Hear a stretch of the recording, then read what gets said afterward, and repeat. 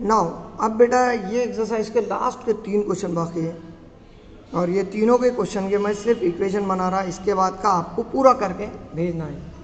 Now question क्या है, a taxi charge in the city consist of fix charge together with the charge of for the distance covered मतलब क्या, एक taxi में बैठते बरोबर आप लोगों को कुछ फिक्स चार्ज लगता और उसके बाद जितने किलोमीटर चलेंगे आप उसका आपको एक्स्ट्रा चार्ज देना पड़ेगा, जिसका बिल आपको एक साथ देना पड़ेगा। ठीक है। अब जैसे कि मुंबई, पूना, हैदराबाद ये इधर साइड गए तो आपको पता है टैक्सी में बैठते 20 रुपये लग जाते और हर किलोमीटर को आपको 5 रुपये लगते। मतलब अगर आप 2 किलोमीटर चल रहे तो पहले तो सिटिंग चार्ज दैट इज 20 रुपये प्लस 2 इंटू 5 रुपये जो उनका किलोमीटर का चार्ज है। मतलब आपको एक्चुअल में 30 रुपये देना पड़ता क्या, बराबर मीन्स फिक्स चार्ज प्लस जितने किलोमीटर चल रहे उतने का चार्ज, ये दोनों का प्राइस मिला के देना पड़ता आपको ना। यहाँ पे क्या दिया, a taxi charge in the city consist of fix charge together with the charge for the distance covered. चलो ठीक है, for the 10 kilometre we have to paid 105 rupees. मतलब अगर 10 किलोमीटर जा रहे तो 105 रुपये देना पड़ेगा। And for the journey of 15 kilometre 15 kilometre जा रहे तो आपको कितने रुपए देना पड़ेगा, 155 रुपये देना पड़ेगा। Then find the fix charge and the charge for kilometre. तो अपने को फिक्स चार्ज और किलोमीटर का चार्ज फाइंड आउट करने का है। उसके बाद how much does have to paid by person for 25 kilometre. मतलब अगर कोई आदमी 25 किलोमीटर का रन कर रहा तो उसको कितने रुपये चार्ज करना पड़ेगा, ये क्वेश्चन का मीनिंग है। तो मैं ऐसा लिख सकता है, लेट द फिक्स चार्ज, बेटा जो फिक्स चार्ज है वो मैं क्या ले लूँ 100 रुपीज़ और उसके बाद दूसरा क्या ले रहा बेटा मैं, charge for kilometre is equal to y rupees, बराबर। अब पहली बार अपन कितना चल रहे हैं, 10 किलोमीटर चल रहे हैं, मतलब फिक्स चार्ज तो अपना एक्स देना ही पड़ेगा अपने को, प्लस 10 किलोमीटर चल रहे। जैसा मैंने क्या बोला था, 2 किलोमीटर चल रहे, फिक्स चार्ज 5 रुपये है, तो 2 इंटू 5 करा और फिक्स चार्ज तो एज इट इज़ रखा था, तो यहाँ पे भी fix charge as it is. 10 kilometre चल रहे इसलिए 10 इंटू क्या आएगा, charge for kilometre that is y, and it is equal to दोनों मिला के कितना हो रहा है 105 किलोमीटर। आ गया पहला इक्वेशन। अब सेकंड इक्वेशन तो आप एकदम इजीली बोल सकते हैं, मुझे बोलो fix charge as it is चल रही कितने kilometre, 15 kilometre that is 15y और इट इज इक्वल टू कितने रुपए दे रहे 155। ये आया सेकंड इक्वेशन। अब मुझे बोलो आराम से आप ये दो इक्वेशन को सॉल्व कर सकते हैं और ये दोनों इक्वेशन को सॉल्व करके x और y का वैल्यू निकालो।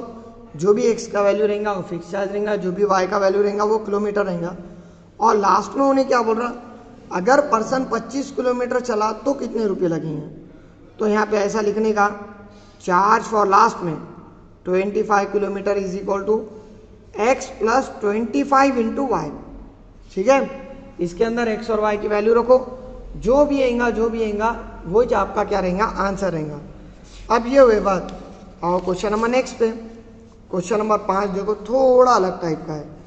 A fraction becomes 9/11 if 2 is added to both numerator and denominator। Fraction के अंदर दो चीज़ें रहती, एक न्यूमरेटर और दूसरा क्या, डिनोमिनेटर। इन्हें क्या बोल रहा कि अगर अपन न्यूमरेटर में 2 ऐड करें, डिनोमिनेटर में 2 ऐड करें तो फ्रैक्शन 9/11 हो जाता। And if we added 3 to both, मतलब अगर न्यूमरेटर और डिनोमिनेटर दोनों में 3 ऐड करें तो फ्रैक्शन 5/6 हो जाता। तो अपने को फ्रैक्शन क्या है वो फाइंड आउट करने का है, बराबर क्या भाई। So let numerator is equal to x consider कर रहा और denominator is equal to y consider कर रहा। मैं मुझे बोलो न्यूमरेटर में एक ऐड कर रहे 2, डिनोमिनेटर में ऐड कर रहे 2, देन द फ्रैक्शन बिकम्स 9/11। ये चाह रहा है अपने पास, बराबर। चलो क्रॉस मल्टीप्लिकेशन करें तो 11x plus 22 it is equal to 9y plus 18, ये चाहने वाला है कि अपने पास। अगर अपन इसको स्टैंडर्ड टाइप में लिखे तो 11x minus 9y that will be equal to 18 minus 22 होने वाला है क्या। So again we get 11x minus 9y it is equal to 18 minus 22 that is 4। चलो इक्वेशन नंबर 1 आया। सेम पैटर्न में दूसरी इक्वेशन बनेगी क्या, if we added 3 to both then the fraction becomes 5/6। मतलब अगर न्यूमरेटर मतलब x में 3 ऐड कर रहे, डिनोमिनेटर मतलब y में 3 ऐड कर रहे, तो जो तुम्हारा फ्रैक्शन है वो 5/6 हो रहा। भाई ये चाहिए। चलो फिर से क्रॉस मल्टीप्लीकेशन होता, that is 6y plus 18 it is equal to 5y plus 15।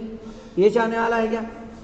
तो अगेन प्लस का 5y उठा के इधर ला, माइनस 5y होता, दैट इज 6y और sorry again 6x minus 5y it is equal to 15 minus 18। So we get 6x minus 5y is equal to minus 3। यह है equation number 2। मुझे बोलो आराम से ये दोनों इक्वेशन फिर से सॉल्व कर सकते हैं। आप क्या करो, ऊपर से x का वैल्यू निकालो, नीचे रखो, खुद ब खुद तुम्हारे पास y का वैल्यू आता। सॉरी यहाँ पे x है, तो we get 6x minus 5y is equal to minus 3। तो ये आया सेकंड इक्वेशन।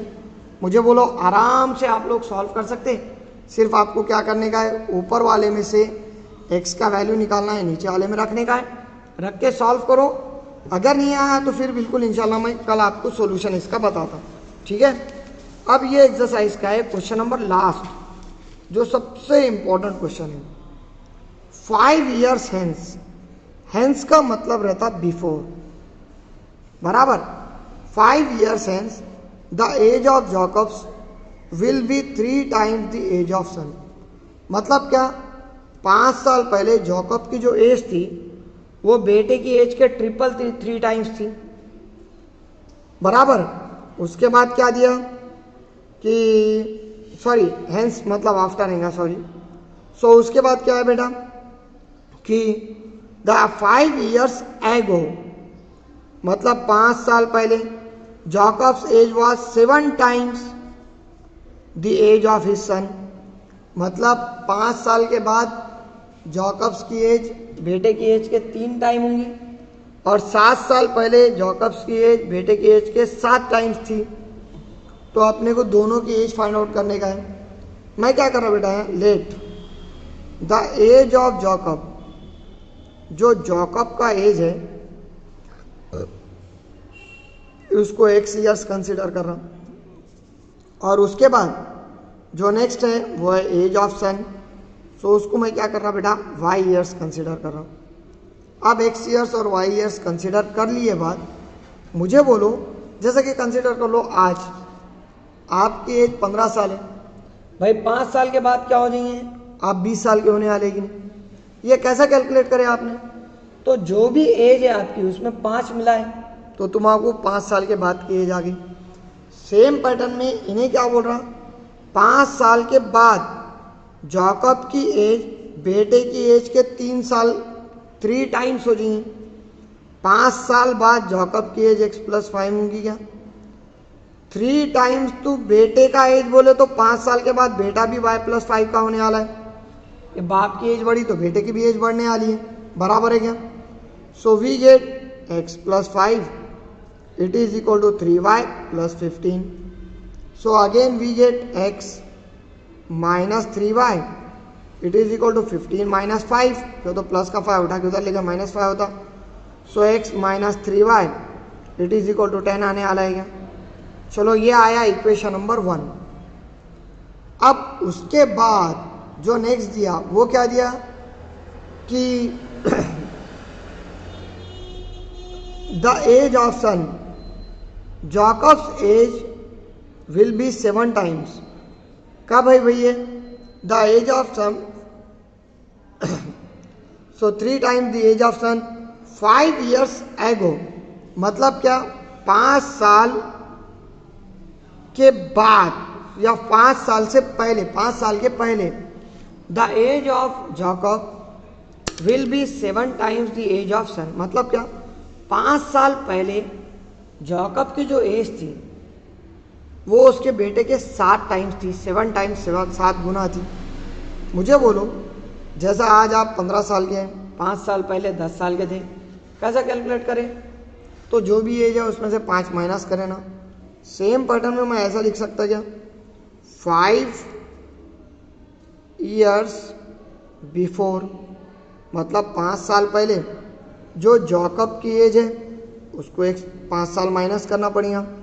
जॉकब की आज की एज x है, 5 साल पहले x माइनस 5 होगा। 7 टाइम द एज ऑफ सन, आज बेटे की उम्र y है, 5 साल पहले y माइनस 5 होने वाली है। पहले का मतलब माइनस और आफ्टर का मतलब प्लस लेने का।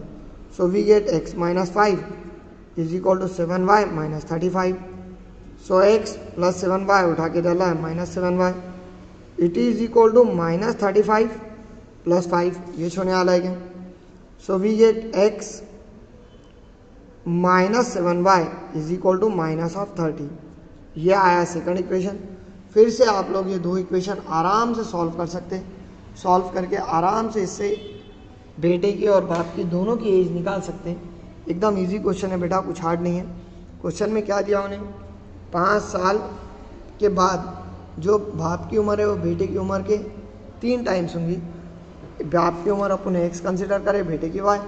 5 साल बाद अपन लिख रहे हैं तो 5 years आफ्टर जब आ रहा तो 5 साल के बाद जो बाप की उम्र है उसमें अपने को 5 मिलाना पड़ेगा।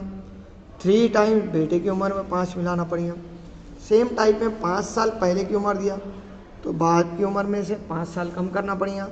7 टाइम्स बेटे की उम्र दिया, मतलब 7 में से बेटे की उम्र में से भी क्या करना पड़ेगा, 5 कम करना पड़ेगा। और उसके बाद ये दोनों को सॉल्व करो। दोनों को सॉल्व करे बाद जो भी आंसर रहेगा, x की वैल्यू रहेंगी वो बाप की उम्र रहेंगी और जो y की वैल्यू रहेंगी वो बेटे की उम्र रहेंगी। ठीक है। और अगर कुछ डाउट्स है दोनों क्वेश्चन में तो बिल्कुल पूछो बेटा। ये सबसे इंपॉर्टेंट क्वेश्चन थे। यहाँ पे अपना एक्सरसाइज नंबर 1 कंप्लीट हुआ।